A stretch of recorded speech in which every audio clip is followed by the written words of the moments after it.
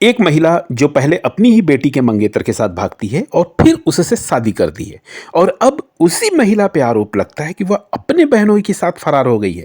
लेकिन कहानी यहीं ख़त्म नहीं होती है, क्योंकि ये घटनाक्रम पिछले 2 दिनों से आप विभिन्न समाचार पत्रों और विभिन्न सोशल साइटों पे देख रहे हैं कि एक महिला पहले अपने दामाद के साथ 10 महीने रहती, उसके बाद उस लड़के के बहनोई के साथ भाग जाती है। लेकिन इस बार महिला खुद थाने पहुंचती है और जो बयान देती है वह पूरे के पूरे केस को उलट देता है और एक नई कहानी सामने आती है। तो आखिर झूठ कौन बोल रहा है, दामाद बोल रही है या फिर सास, और इसमें सच्चाई क्या है? तो सबसे पहले चलते हैं घटना की शुरुआत को हम देखते हैं। ये कहानी शुरू होती है अलीगढ़ जिले के दादो थाना क्षेत्र से। अप्रैल 2025 का दिन होता है। घर में शादी की तैयारियां चल रही थी। 16 अप्रैल को बेटी की शादी तय थी।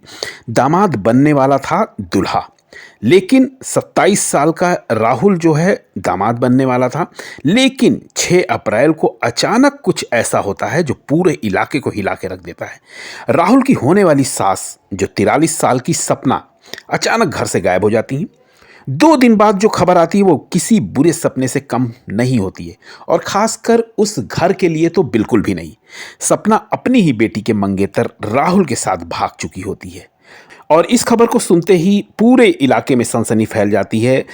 50 लोग और 50 तरह की बातें होती हैं। करीब 10 दिन बाद दोनों वापस आ जाते हैं अचानक से। थाने में पंचायत होती है, समझाइश दी जाती है, लेकिन तभी आता है सबसे बड़ा झटका।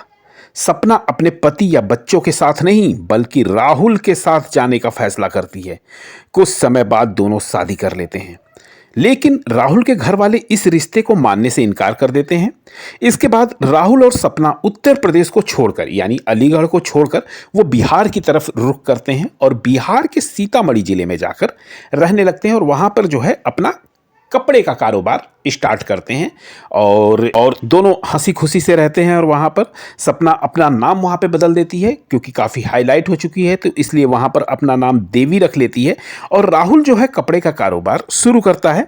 दोनों साथ साथ बहुत ही आराम से वहाँ सीतामढ़ी में रहते हैं और डेली का जीवन यापन करते हैं। बहुत कुछ अच्छा चल रहा था, लेकिन यह शांति ज़्यादा दिन टिकने वाली नहीं थी।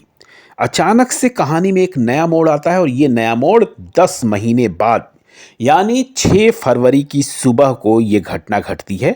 होता है कि राहुल काम पर निकलता है, घर पर देवी अकेले होती है। राहुल जब लौटता है तो घर खाली मिलता है। उसकी पत्नी देवी, जो उसकी पहले सास थी अब पत्नी है, उसकी पत्नी देवी गायब।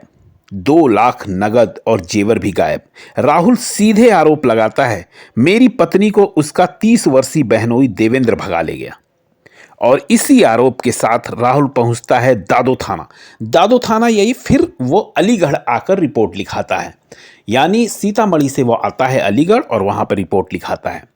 अब जो होता है वो किसी ने भी नहीं सोचा था, और पुलिस कहती है कि ये घटना जो हुई है ये सीतामढ़ी की है, इसलिए वहाँ पे जाके रिपोर्ट लिखाओ, और हम रिपोर्ट नहीं लिखेंगे। लेकिन इसी उधेड़ बुन में पिछले 4-5 दिन से ये खबर बहुत हाईलाइट हो जाती है, और लोगों के मन में यही रहता है कि वो बहनोई के साथ भाग गई है, सपना उर्फ देवी। लेकिन तभी कहानी में ट्विस्ट आता है। अब जो होता है वह किसी ने नहीं सोचा था। महिला जो है कल खुद थाने पहुंचती है, और जो बयान देती है वो पूरे के पूरे केस को उल्टा कर देता है। महिला कहती है, राहुल ने मुझे 10 महीने तक बंधक बना के रखा, मेरे साथ मारपीट होती थी, टॉयलेट जाने के लिए तसला इस्तेमाल करवाया जाता था, मुझे गलत धंधे में ढकेलने की कोशिश की गई, मेरी जान को खतरा था। महिला का दावा है कि उसने ताला तोड़कर या पड़ोसियों की मदद से खुद भागकर जान बचाई है।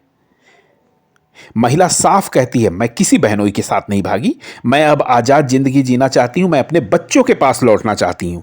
और उधर अलीगढ़ में जो उसके बच्चे और पति हैं वह कहते हैं, अगर वह वापस आई तो हम उसे गांव में घुसने नहीं देंगे। महिला का पहला पति भी हाल ही में दूसरी शादी कर चुका है, यानी महिला का पहला पति वही पति जिसकी लड़की की शादी थी, उसने दूसरी शादी कर ली है। अब वो कह रहा है कि हम तुम्हें गांव में आने नहीं देंगे, तुम कहीं गई थी वहीं रहो। अब सवाल बहुत सारे हैं कि क्या राहुल सच बोल रहा है या महिला का बयान सच्चाई के करीब है? क्या यह प्रेम कहानी थी या बंधक बनाकर रखे जाने की खौफनाक दास्तान। फिलहाल पुलिस का कहना है कि मामला जांच में है, सच्चाई जांच रिपोर्ट और सबूतों से ही सामने आएगा। तो इस कहानी के हर किरदार कुछ ना कुछ छुपा रहा है, लेकिन सच ज़्यादा दिन छुपता नहीं है। आपको क्या लगता है, सच्चाई किसके साथ है? कमेंट्स में अपनी राय जरूर दें, वीडियो को शेयर करें और चैनल को सब्सक्राइब करें ताकि सच सामने आने पर आप सबसे पहले जान सकें। तो ये थी हमारी तरफ से आपके लिए एक नई क्राइम स्टोरी। फिर मिलते हैं अगले वीडियो में, तब तक के लिए आपका बहुत बहुत धन्यवाद।